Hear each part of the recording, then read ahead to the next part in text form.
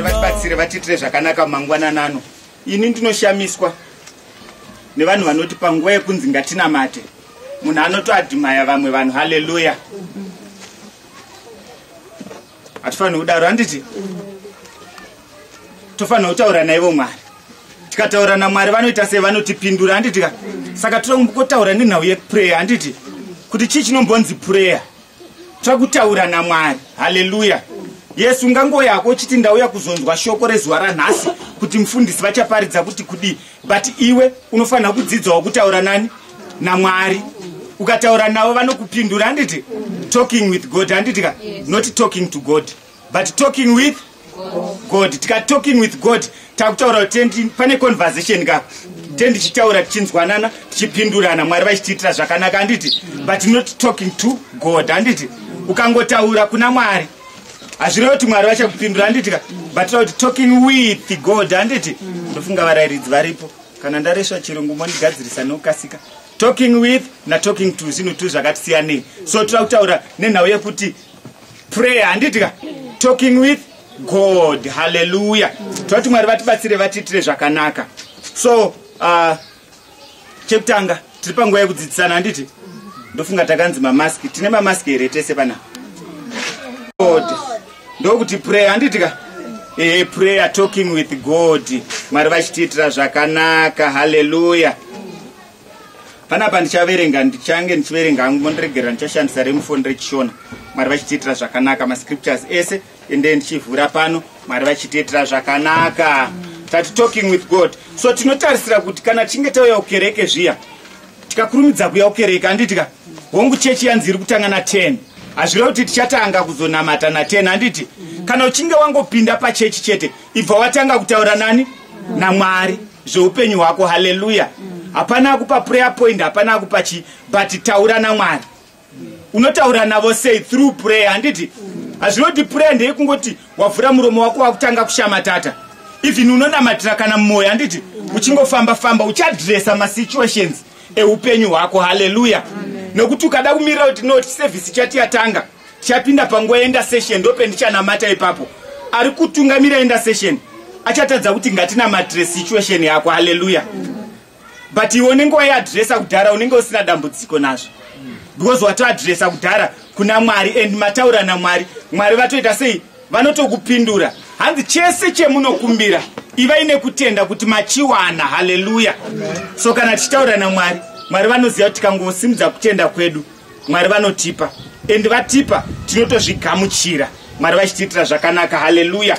So nhasi ndirongotingobata mhando shoma shoma dzeminamato, then tozopfuurira mberi tichizozviita zvakare nemasvondo anoteera. Haleluya.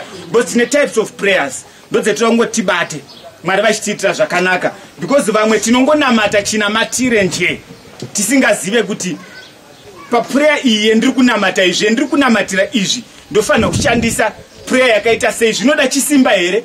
Pane zvisingade chisimba. Haleluya. So number 1 yendinoda tibate nezvayo iyi warfare handiti? Warfare, type of prayer. Kana tichitaura zvewarfare titotaura zvehondo handiti? So toda kuti Mwari vatibatsire. Ndo number 1 yendinoda tibate nezvayo iyoyo, warfare, type of prayer. Tikavhura kuna 2 Corinthians chapter 10. 2 Corinthians chapter 10 pa verse ya 14. But this type of prayer ndope tinoona munhu achinyatsokunamata achiita zvekurwa chazvemuhondo handiti? Aine hasha. Munoziva kana masoja ari pahondo vanenge vaine ukasha, havatarisi kuti pasaidi panani, but ari kuita business rake raafambira muhondo. Haleluya. Kuita kuti asaparadzwa handiti? So that's type of prayer inonzi yewarfare prayer. 2 Corinthians, regai ndiverenge chapter 10 pa verse ya, ndichaverenga verse ya 4. 2 Corinthians chapter 10 verse ya 4. Nokuti nhumbi dzedu dzokurwa nadzo hadzizi dzenyama, asi dzine simba pamberi paMwari rokuputsa nhare. Haleluya. Nhumbi dzokurwa nadzo dzatinadzo hadzisingori nhumbi nje, but hanzi dzine simba pamberi paMwari. Haleluya. Rokuputsa zvinotinetsa. Haleluya. So zvinhu zvinotinetsa mudikani hama zvinotoda munamato umwe wekuti wejambanja chaiwo handiti warfare prayer. Handitarisira kuti kana pakapuhwa prayer point panapa ichinzi namatira zvinhu zviri kushungurudza mukati meupenyu wotonamata ako wakarelaxa wakagara. Zvimwe zvinoda jambanja mudikani hama. Nhumbi takapiwa dzekurwa nadzo ende hatikundwe kana takadzipfeka. Haleluya. So idzi tinofanira kudzishandisa idzo nhumbi dzacho. Ngatirwei nadzo, ngatitaurei tiri muhondo. Kana zvichireva kuti cheya unoibata uchinyatsoti Mwari uchikandidzira pasi pakadaro. Haleluya. Because Satan anofanira kunzwa kuti munhu uyu ane hasha nezvinhu zvake zvendakabata zvinokwanisa kudzorerwa. Haleluya. Izvi unozviita through that type of prayer yewarfare. Haleluya. Tikavhura kuna 1 Timothy 1 pavhesi ya18 inotiudza zvakare the same. Haleluya. Kuti tofanira kuita zvejambanja. Pane zvinotoda jambanja, hazvi zvekunamata tichitoita kana zvechisalad. Pane zvinotoda jambanja zviri kundishungurudza mukati meupenyu hwangu. So that type of prayer inofanira kuitwa nemunhu ane zviri kumushungurudza uye akagamuchira Ishe Jesu saShe naMuponesi. Handiti kana usina kuvatenda Jesu vacho ingave nhando kuti unonamata kwevari. Haleluya. Because tenge tina ukama. Handiti kana uchitaura nababa uri taura nababa vako veune ukama navo. Haleluya. So Jesu kana tine ukama navo, this type of prayer inoonekwa ichipindurwa. Haleluya. And kana ichipindurwa inopindurwa zvakare ine mutsindo. Handiti kana tabva kuhondo tinozocelebrata because tinenge takunda. Haleluya. So number 2, toti Mwari vatibatsire vatiitire zvakanaka. Takubata another type of prayer, travailing prayer. Haleluya. Toti Mwari vatigonese vatiitire zvakanaka. Tine masituations mamwe tinosangana nawo mukati meupenyu ekuti pamwe atora nguva. Handiti anenge achingotora nguva, atora nguva masituations anotoda this type of prayer, travailing prayer. Haleluya. Mwari vachitiitira zvakanaka. Ndoda kuti tivhure mabhaibheri tiverenge. Ngativerenge titange kuverenga kuna Matthew chapter 26. Matthew chapter 26.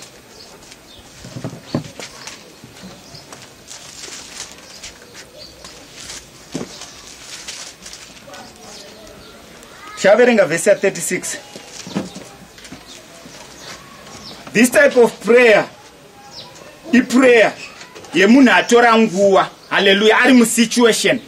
Pano tikada kutarisa this type of prayer mubhaibheri shoko raMwari yakapuhwa muenzaniso yakasiyana siyana.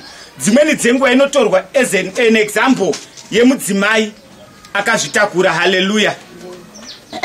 Ane period yaanofamba 9 months. Handiti zvinonzi munhu wese ane 9 months munhu anozvitakura for 9 months. Dzinogona kuita 8 kana meno whatever. Manesi vanoziva zvinoitika ipapo. But period. Handitika period izere nekurwadziwa nekutambudzika. Haleluya. Vakatsvaga ichi zvikanzi chandichadye ndakuda chakati nechakati. Inguva yekushushikana. Handitika. So this type of prayer mubhaibheri shoko raMwari Matthew chapter 26 pavhesi 36 kuna 46 tinoona Jesu vari muGetsemani. Haleluya. Vakaita this type of prayer, travailing prayer, because vanga vafamba rwendo. Haleluya. Vari pakushungurudzika endi vapinda mugomo. Havana kuzotora umwe munhu vakati ngatichinamatai tiri tese panapa. Vakasiya vamwe vanhu vakati chinamatai muri pano, ini ndichambotikwidzei. Haleluya. Vakunonyatso kutaura nedenga nyaya yavo. Haleluya. Zvimwe zvinhu mudikanhama zvinoda this type of prayer. Haisi yekuti nditorane neshamwari yangu zvakuda kuti iwe chisara pano chinyengetera, ini ndiende ndinonyengetera kusvika ndadeliver. Haleluya. Mudzimai anorwadziwa. Alright, regaiti tibate John 16 verse 21. John 16 verse 21. John 16 pavhesi ya 21. This type of prayer tinoda kuti itike mukati meupenyu hwedu. Haleluya.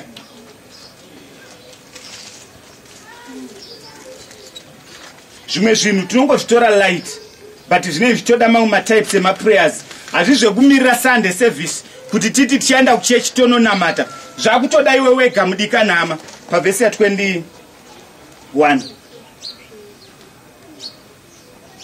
Vhesi ya 21 ndichaverenga. Mukadzi kana achipona unonzwa shungu. Haleluya. hanzi anonzwa shungu nokuti nguva yake yasvika. Asi kana apona mwana haachafungi kutambudzika nokufara kwake, nokuti munhu waponerwa panyika. Hallelujah. This type of prayer inodiwa. Pane zvinhu zviri kunetsa zvese zvakutorera nguva zviye, ita this type of prayer. And kana Mwari vachinge vakupindura unova nemufaro. Hallelujah. Because wapindurwa. After 5 minutes dzemudzimai anenge ari muleba achingonzi apona pano, after 5 minutes akutoseka handiti vatambenga ari munguva yekushungurudzika, yekurwadziwa. The same must apply muupenyu hwedu. Hallelujah.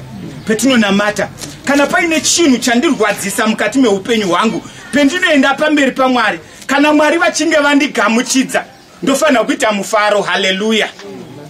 Wekufara kuti Mwari maita henyu mapindura munamato wangu, Mwari maita henyu mapindura munamato wangu. So mudikanhama, whenever we pray, it's a must yekuti unofanira kunamata. Hausi kunamatira umwe munhu, but tiri kunamata for your benefit. Hallelujah. Toti Mwari vatibatsire, vatiitire zvakanaka. Tikaenda kuna Genesis chapter 35, regai tiverenge. Pane nyaya yaRachero ipapo pana Genesis chapter 35. Genesis chapter 35. Zvinhu zvinotirwadzisa vadikanhama, hatina ukama nazvo. Tinofanira kutonamata kusvika Mwari vapindura. Vesi ya 16 neya 17 ndoye ndichaverenga. Rachel wakashungurudzika zvakanyanyisa kusvika wazvara mwana anonzi Benjamini. Vesi 16. Zvino vakafamba vachibva Bheteri, chinhambo chakanga chichipo chokusvika Efurata. Racheri akazvara akatambudzika pakupona kwake. Akati achitambudzika pakupona kwake, mbuya vakati kwaari, usatya hako, nokuti zvino uchava noumwe mwanakomanazve. Hallelujah. Hanzi wakatambudzika pakupona kwake, but haana kumira, akaramba achikostrugla kusvika abata mwana. Hallelujah. Mukomana, vadikanhama, don't give up. Ramba uchinamata, uchishingirira kusvika wachibata cheuri kunamatira. Hallelujah. Taramba vanhu vanoti apa ndaneta manje, Mwari havasi kunzwa munamato wangu. Ramba uchishingirira. This type of prayer tinoida kuti tiite mukati meupenyu hwedu. Cheuri kuda mukati meupenyu ngachiite come to pass, because waramba uchishingirira. A very good example yemudzimai ndo inoramba ichindiitira zvakanaka, and mubhayibheri shoko raMwari iri kunyatso kutaurwa. Hallelujah. Tipuwa nemaexamples ekushingirira pachinhu cheuri kuda kusvika wachibata wozova nemufaro. Hallelujah. Regai tiende paagreement, munamato wekutenderana kana kuti wecovenant. Hallelujah. Kutenderana.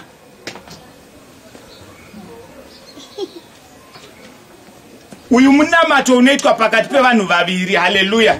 Kana kuti vakawanda, 2 or more. Regai ndishandise ndichidaro. Zvetanga tichiita zvezve tiri paintercession, tanga tiri chinhu chimwe chete, tichinamata vichinzi ngatinamatire chirwere checorona, ngatinamatire chakati. We are in agreement. Handiti tese takabatana pamwe chete. This type of prayer inodiwa. 2 are better than 1. Handiti munozviziva? 2 are always better than 1. Ndanzwa MC achitaura panapa, zvikanzi ukawanikwa une dambudziko raunowana, wana wekuudza, zvinokurerukira. Hallelujah. So the same applies. Ngatipindei pamaprayers eagreement ekuti no, nyaya yangu iyi ndainzwa, rega ndinoudza maimufundisisa vari, ndaudza maimufundisisa vari, towirirana paishu yangu, tonamata pamwe chete. Munamato unonzwikwa. Hallelujah. Toti Mwari vatibatsire, vatiitire zvakanaka. This type of prayer inodikanwa muupenyu hwedu, mukurarama kwedu. Matthew chapter 18 pavesi ya 19. Matthew chapter 18 pavesi ya 19. Agreement type of prayer. Vanhu vaviri vanofanira kutanga vawirirana kuti right, hama takunamata pano, tiri kunamatira dambudziko rewinaro, saka tira kuwirirana. Une kutenda here? Uyo oti ndine kutenda, ini ndoti ndine kutenda. Ndobva taenda pamberi paMwari, Mwari vanopindura munamato wedu, Mwari vogamuchira. Matthew chapter 18 pavesi ya 19. Ndichaverenga vesi ya 19. ndinoti kwamurizve, kana vaviri venyu vakatenderana panyika pamusoro pechimwe chinhu chavanokumbira, vachachiitirwa naBaba vangu vari kudenga. Haleluya. Hanzi vaviri venyu kana paine chinhu chevari kuda, vakatenderana, vakachinyengetera. Haleluya. Chatanga apa kutenderana, handiti? Tawirirana, it's an agreement yetaita panapa. Tatanga kutenderana. Hanzi vakachinyengetera, Baba vangu vari kumusoro kudenga vachanzwa ende vachapindura. Haleluya. This type of prayer tinoida. Uri wega uzvikwanise. Zvimwe zvinotoda kuti muite vaviri kana kuti vakawanda. Younzwa as a prayer point mugroup. Towirirana, denga rinonzwa minamato. Chasungwa pano nekudenga chasungwa. Haleluya. So toda kuti Mwari vatibatsire. This type of prayer ngatidzidzei kuita. Ngatisakuremerei mhai, musangorware muri mega mumba. But wanai wengoshiyana yengotexta so. Aiwa, mai Mazenge handisi kunzwa zvakanaka. Mai Mazenge vakanzwa message havagari. But vane zvavanoita. Vanoti mudikani ngatinamate. Pakungoti ngatinamate uyo achasimudza kutenda kwake, ivo vane kutenda kwavo. Pevachanamata, Mwari vachanzwa munamato ende vachapindura. Haleluya. This type of prayer toda kuita. Mwari vatiitire zvakanaka. Mune zvose ngatiite this type of prayer. Agreement. Hanzi tangai mawirirana. Kana tawirirana tochienda pamberi paMwari tonamata. Regai tidzoke muvhesi yemashure bichana pavhesi ya18 yacho. Zviro kwazvo ndinoti kwamuri, chipi nechipi chamuchasunga panyika chichasungwa kudenga, uye chipi nechipi chamunosunungura panyika chichasunungurwawo kudenga. Haleluya. Kana chinhu chichisungwa achisungwa nemunhu wani, handiti? Zvorova kuti pane vanhu vaviri kana kuti vakawanda vari kusunga chinhu. So zvetinosunga tiri vaviri kana tiri boka kudai nekudenga zvinobva zvaita sei? Zvasungwa. Kana tichisunungura chinhu pano panyika tiri boka kudai nekudenga zvaitawo sei? Zvasunungurwa. So vadikanama, two are better than one. This type of prayer tinoida mukati meupenyu. Uri kutambudzikireiko hama? Zviudze Jesu zviri kunetsa, handitika? Ehe, Mwari votiitira zvakanaka. Yendora tibate yekupedzisira nhasi. Yekupedzisira, petition prayer. Petition type of prayer yetoda tibate. Petition type of prayer. Matthew chapter 7.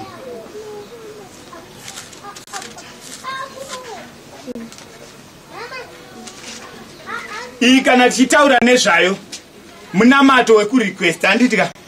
Munamato wekukumbira, munamato wekurequesta, wekukumbira. This type of prayer tinotenderwa kuita, handiti? Bosi kana ndichida chinhu ngachipo cheo ndichatokumbira.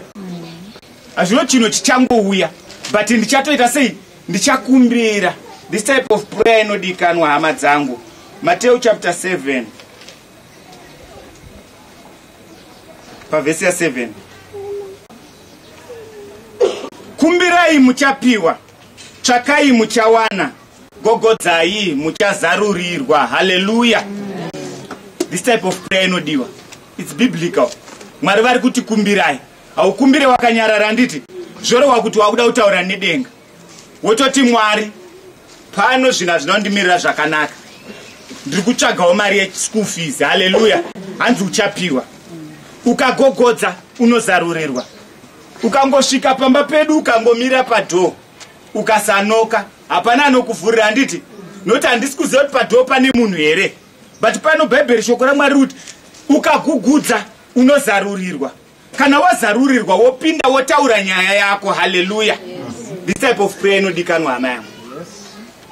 Enda pamberi paMwari kuti Baba ndauya ndagugudza. Mwari vanokuti pinda hako mwanangu. Wapinda uchiti Mwari ndauya nenyaya yangu, ndiri kuda chakati nechakati nechakati. Mwari wedu ndiMwari vakatendeka. He's so faithful. Havakurasisi, vanopindura ende vanonzwa munamato wako. Haleluya. Luke chapter 18. My last scripture. Endora tingobatsirana pano, Mwari vachitiitira zvakanaka. This type of prayer inodikanwa. Hanzi mozotinamatirawo. Mudikana hama. Inuka ndona chiya kuchechi usazoti mufundisi ndinamatirewo. Mako matinamatirawo. Dzimweni dzenguva ndine dzangu nyaya, handiti? Zvinamatire. Ndiko kunamatirawo. Handitika? Unofanira kumbozvinamatirawo. indozokunamatira wanditi kwete kuti ini ndinda kungomirira pamukana always iwe wacho wakatorelaxa. Ndosaka muchiona mamwe maresults asingauye mukati meupenyu because uri kungoda kungonamatirwa chete, iwe wacho wakatorelaxa. Saka Mwari pavanoreleasa iwe unenge wakavarairwa wakarelaxa, haukwanise kuzvigamuchira hama yangu. Luke chapter 18. Luke chapter 18. Petition prayer. Zvino wakavaudza mufananidzo wokuti vanofanira kunyengetera nguva dzose vasingarashi mwoyo. Haleluya. Kuramba muchinamata musingarasi mwoyo, musinganeti. Akati, mune rimwe guta makanga mune mumwe mutongi wakanga asingatyi Mwari kana kuva nehanya nomunhu. Zvino kwakanga kune shirikadzi muguta iro yairamba ichiuya kwaari ichiti, ndiruramisireiwo muvengi wangu. Iye akamboramba nguva, asi pashure akati mumwoyo make, kunyangwe ndisingatyi hangu Mwari kana kuva nehanya nomunhu, iyi shirikadzi zvainonditambudza ndichairuramisira kuti irege kuzouya pashure indirove kumeso. Ishe akati, inzwai zvinorehwa nemutongi usakarurama. Ko zvino Mwari haangakururamisiri here vakasanangurwa vako vanodanidzira kwaari usiku namasikati, kunyangwe achinonoka pamusoro pavo here? Ndinoti kwamuri, uchakurumidza kururamisirwa. Asi kunyangwe zvakadaro, Mwanakomana womunhu kana achisvika, uchawana kutenda panyika. Haleluya. Mwari ndimari vakatendeka. Pano takapiwa a very good example yemutongi anga asina justice. Shirikadzi haina kuita give up, but zvinonzi yairamba ichienda ichinomushungurudza each and every day. Nhasi akasvika zvonzi aiwa imi amai nyaya yenyu haina kana basa. Vanga vasingarambi vobva vati hanya yangu yanzi haina basa, but zvainzi vairamba vachingoenda kusvika vapindurwa. Haleluya. Ndozvetinoda vadikana hama, ngatirambe tichienda pamberi paMwari. Chendiri kukumbira Mwari vanopesira vachiita, vanoti mwana wangu anyanya kuramba achingouya achingotaura same issue kuti Mwari mudzimai wangu andinetsa kumba, Mwari mudzimai wangu andinetsa. Ko ndikangoita kuti mudzimai wacho asamunetse, chii chinoitika? Wozongoona mudzimai haachanetsi, wozongoona zvangu ndazvibata. Mwari vanenge vanzwa munamato, hanzi usarase moyo. Haleluya. So toda kuti Mwari vatiitire zvakanaka. Whenever we come to church, hatisi kungoya kungoti tinzwe shoko chete, handiti, but tiri kuya kuti taure naMwari vacho, handitika, tataura navo Mwari vanopindura. Haleluya. So toda kuti Mwari vatibatsire, vatiitire zvakanaka.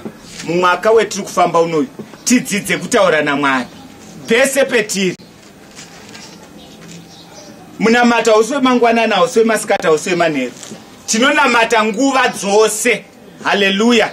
Vamwe tinomirira kuti ndichanamata na 3 am, ndichanamata na 12 midnight, ndichanamata nenguva yakati. But Bible shoko raMwari rinoti pray continually. Rambai muchingonamata, any time is prayer time. Haleluya. Ndiuri kuziya zvauri kuda mukati meupenyu. Saka ndionoziya nguva yekunamata uchadresa masituations ako. Haleluya. Vadikanama ngatisavarairwei, ngatirambe tichinamata. Mwari votiitira zvakanaka. Haleluya. Ndozvetatibatsira nezuva ranhasi. Mwari vandiitirawo zvakanaka. Ndikaziva type of prayer yendira kuita, kuti iri kutoda zvejambanja, ndoitawo zvejambanja. Iri kutoda kuti nditende, ndotenda. Haleluya. Tichadzitaura dzese. Pane minamato yeThanksgiving yekunamata tichitenda Mwari, chingotenda Mwari chete. So toda kuti Mwari vatibatsire, vatiitire zvakanaka. Pane dzetataura idzodzo, ndiriziva pane umwe munhu atori nedambudziko. Haleluya. Umwe wagara pamwe watoo ne7 years 8 years, une chinhu chimwe chete cheuri kungonamatira. Izvi akuda munamato kuita semudzimai anga ari mulebha. Haleluya. Arwadziwa, wonyatsoti Mwari ndarwadziwa panapa, inzwai munamato wangu. And uchingosunungurwa chete, wotanga kupa mbiri kuna Mwari, wakutocelebrate, wakutotenda. Usakanganwa kutenda Mwari. Haleluya. Nokuti ndiMwari. Dambudziko rinoitika nderekuti vamwe vanhu tikaitirwa zvakanaka takubva tavarairwa, taukanganwa kutenda Mwari. Vanga vaine maperembudzi vakati varapwa vaihiliwa, hanzi akadzoka umwe chete out of 10. Jesu akati iwewe ndiwe munhu chaiye, ndiwe wagona ende ndiwe waziva. Mwari vanokuitira zvakanaka ukadzorera mbiri kwevanhu. Haleluya. So whenever we come to church, ngatisavarairwei. ramba uchinamata. Kana yasvika nguva yekunzi ngatinamate, namata. Mwari vanonzwa munamato wako. Haleluya. Ende Mwari vanopindura. Mwari wangu vakatendeka vanopindura. Dambudziko retinaro nderekuti zvinhu zvedu zvinobatwa muchadenga. Hanzi hatirwi nenyama neropa, but tinorwa nemweya iri kutendera iri kupi muchadenga. Kana Mwari vapindura, vanokupindura voti ndakunzwa munamato wako, ndakukugamuchidza. Zvabatwa muchadenga. Why zvabatwa? Because you wacho you are not prayerful. As long as you are prayerful, zvinoto manifesta pauri. Haleluya. Zvendanamatira zvinotouya. Because wakaipa hakwanise kubata, anonzwa kutsva kuti no baba ava vari kupisa. Zvinhu zvako zvinouya direct. But zvikambobatwa muchadenga, yobva waramba wakarelaxa, wozoti Mwari havasi kunzwa munamato wangu. Check your records. Wobva waziva kuti something wrong. Haleluya. So tinoti Mwari vatiitire zvakanaka, tisvike panguva tosimuka, tosvika panguva tinonamata.